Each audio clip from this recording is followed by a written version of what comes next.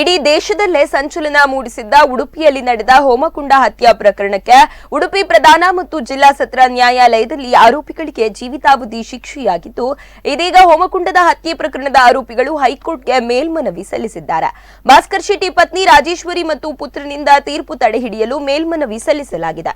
ಜಿಲ್ಲೆಯಲ್ಲಿ ಸಂಚಲನ ಮೂಡಿಸಿದ್ದ ಪ್ರಕರಣದಲ್ಲಿ 5 ವರ್ಷಗಳ ಹಿಂದೆ ಉದ್ಯಮಿ ಭಾಸ್ಕರ್ ಶೆಟ್ಟಿ ಅವರನ್ನು ಪತ್ನಿ ಮತ್ತು ಮಗ ಹತ್ಯೆ ಮಾಡಿದ್ರು. ಹಾಗೂ ರಾಜೇಶ್ವರಿ ಮತ್ತು ಪುತ್ರ ನವನೀತ್ಗೆ ಸಹಕರಿಸಿದ ಜ್ಯೋತಿಷಿ ನಿರಂಜನ್ ಭಟ್ ಕೂಡ ಪ್ರಮುಖ ಆರೋಪಿಯಾಗಿದ್ದ ಎಂದು ಜೂನ್ 8ರಂದು ಉಡುಪಿ ಜಿಲ್ಲಾ ಪ್ರಧಾನ ಮತ್ತು ಸತ್ರ ನ್ಯಾಯಾಲಯ ಜೀವಿತಾವಧಿ ಶಿಕ್ಷೆ ಪ್ರಕಟಿಸಿತ್ತು. ನ್ಯಾಯಾಧೀಶ ಸುಬ್ರಹ್ಮಣ್ಯ ಜೈನ್ ಅವರು 3 ಆರೋಪಿಗಳಿಗೆ ಜೀವಿತಾವಧಿ ಶಿಕ್ಷೆ ವಿಧಿಸಿದ್ರು. ಆದರೆ ಸದ್ಯ ಈ ತೀರ್ಪಿಗೆ ತಡೆ ಕೋರಿ ತಾಯಿ ಮತ್ತು ಮಗನಿಂದ ಮೇಲ್ಮನವಿ ಮತ್ತು ಜಾಮೀನು ಸಲ್ಲಿಕೆಯಾಗಿದೆ.